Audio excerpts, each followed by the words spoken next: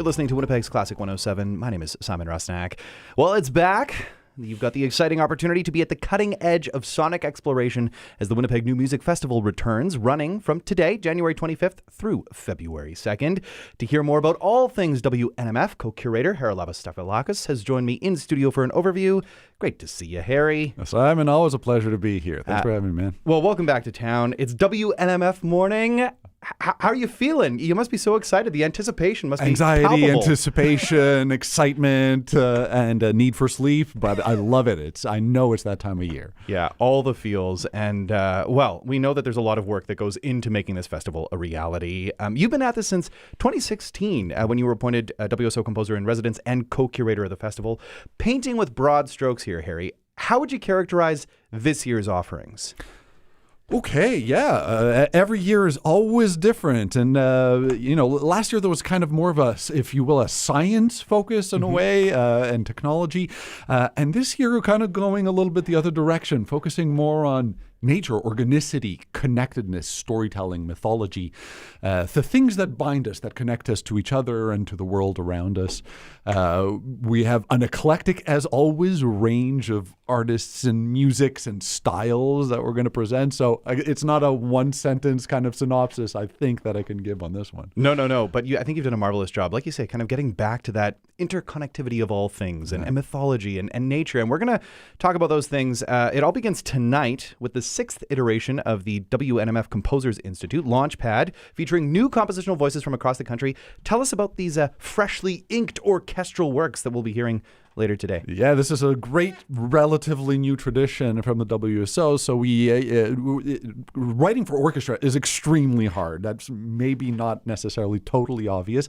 And it takes a lot of experience and just attempts and failing and attempting and refining. And so one way that the WSO and my work with the WSO has been trying to help Canadian orchestral music develop was to provide this professional development opportunity for young composers to work with a professional orchestra, have their music performed, workshop masterclasses over months. And this week is when it all culminates and comes to a head with this concert tonight that we're presenting for free to the public as a gift to the Winnipeg community, an opportunity. I mean, last year we did that as well. And we had a lot of people who came who don't normally go to the symphony, and they could finally just check it out and try it out. And we got such a great response about it. We thought we can't not do this again. Yeah, 5 world premieres on deck, 1 Canadian premiere. These are compositional talents from across the country that have been assembled, like you say, culminating in tonight's performance. That is $0. All you have to do is reserve your seat in advance, WNMF.ca. I mean, what a gift that is to the Winnipeg audience, I have to say, Harry. I would go to that if I didn't already have to be there. Yeah, exactly. So that's coming up tonight, the first formal concert for Winnipeg New Music Festival. Also at the Centennial Concert Hall, WNMF 1 Rites and Passages, giving us the first opportunity to hear this year's WNMF distinguished guest composer, Missy Mazzoli. Oh, yeah. Missy Mazzoli's coming to town, and we've got a lot of her music coming up, 2 of her pieces, that first concert on Saturday. What a coup for us. It's always a pleasure to bring like major international artists and, the kind of people who are up there getting Grammy nominations and whatever. It's exciting. It is very exciting indeed. Can you tell us a little bit more about her? I know she, a composer, pianist, garnered considerable acclaim for her operatic commissions, including one from the Met. Also was composer in residence for the CSO, the Chicago Symphony Orchestra. The list goes on and on and on. Has worked with any number of ensembles of shapes and sizes that are also widely acclaimed. Tell us a little bit more about Missy. I mean, you covered you covered the Cliffs Notes. A very exciting voice, of a younger generation, despite her already incredible acclaim and an experience that she's garnered at high levels.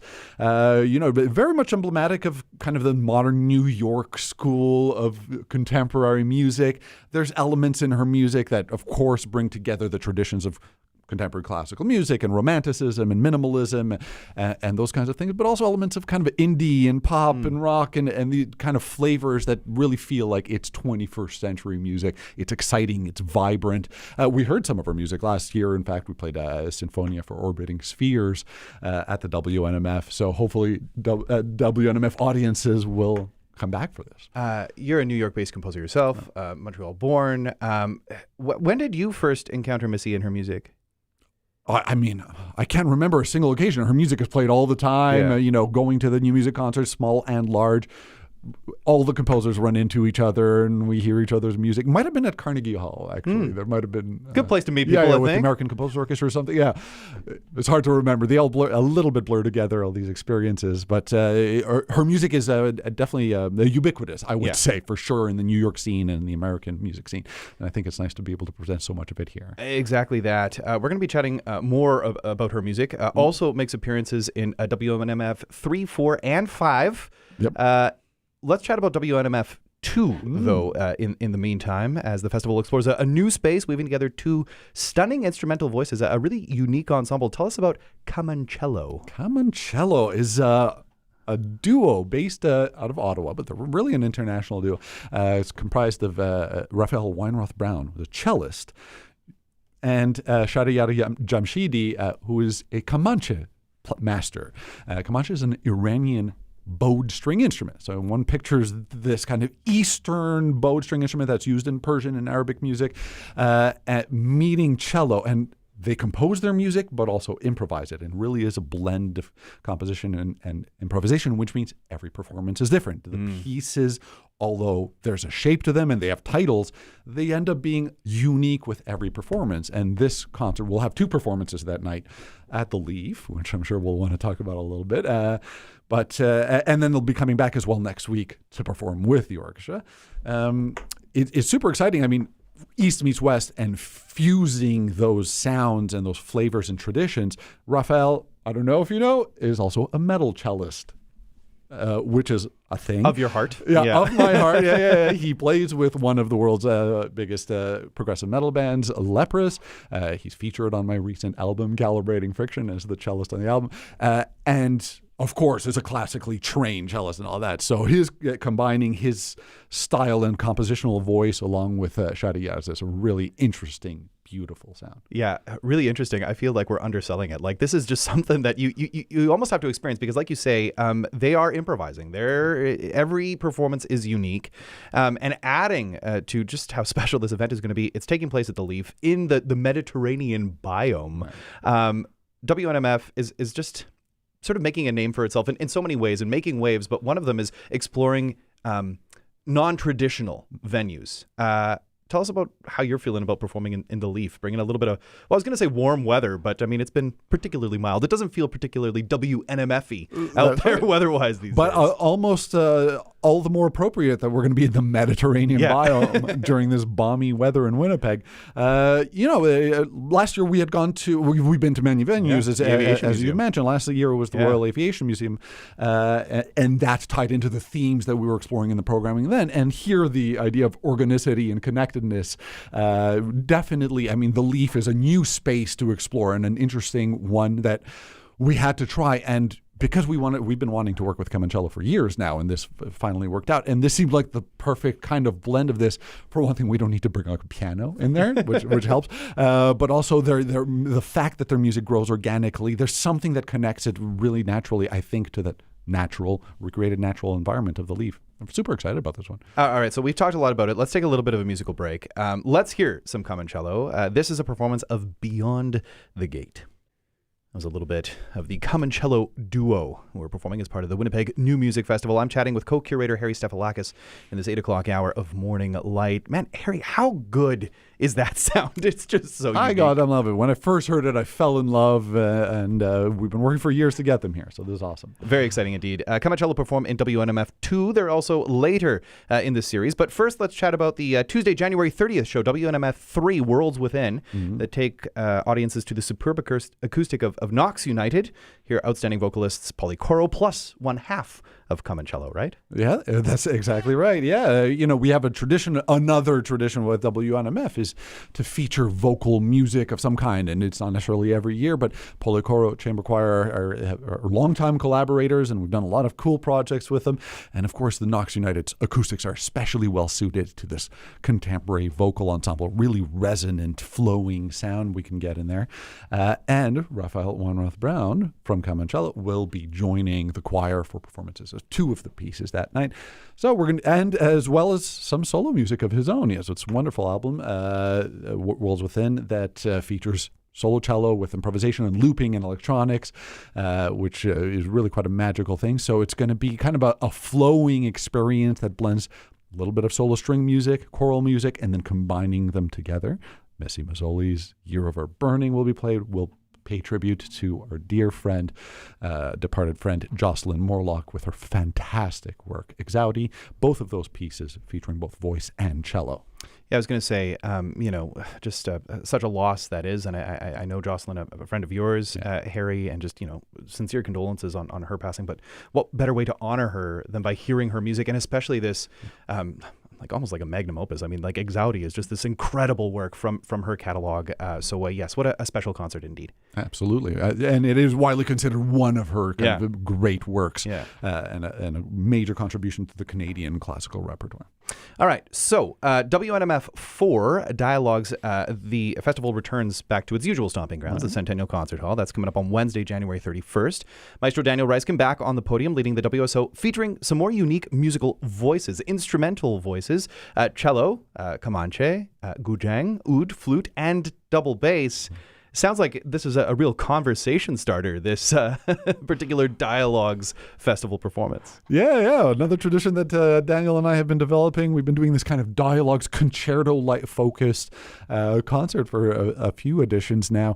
And I think it's really interesting to feature this idea, this relationship, this connection between soloist, virtuoso soloist of a specific instrument or a couple of instruments, the conductor, the orchestra, the composer, the audience. There's a really interesting network of communication happening in this concerto format. And normally you get one of these kind of concerti in an orchestral program. And we thought, hey, let's do it all night long and feature a bunch of different things, especially things we don't usually hear. Like, when was the last time you heard a double bass concerto live? Yeah, it's been a minute. Yeah, right. And that's Missy Mazzoli's Dark with Excessive Bright. That'll feature our own principal bassist, Meredith Johnson. Jan Kochman, who's been with the WSO, our flutist, our principal flutist, 50 years it's now incredible. With the orchestra, will be performing as soloist in front of the orchestra, performing Hutaf Khoury's Mirror of Eternity. So, it's, again, things we don't tend to hear, and we get to celebrate each other.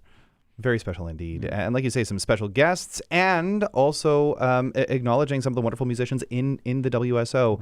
So yes, a dialogue, a conversation between soloist, conductor, and orchestra. That's happening on Wednesday. Admittedly, we're going through this quickly, Harry, because there's so much to talk about. I mean, it's worth mentioning that, but not just that Comancello is also performing the night with the orchestra, but also Wu Fei's Hello Gold Mountain, this massive, fascinating and powerful work that's inspired by and kind of plays on the story of Jewish refugees from the Second World War going to Shanghai, and this interesting connection between Europe and China, and features her on guzheng, another sound we don't hear necessarily in a classical concert hall so often, and the oud, played by Shanier Blumenkrantz. So yeah, I just wanted to mark that one because I think it's a really fascinating piece. Really fascinating indeed. And again, if people want to follow along, WNMF.ca is where you can go. You can find, of course, festival passes and also single tickets. We've got details up at classic107.com under the events tab. WNMF closes out its run.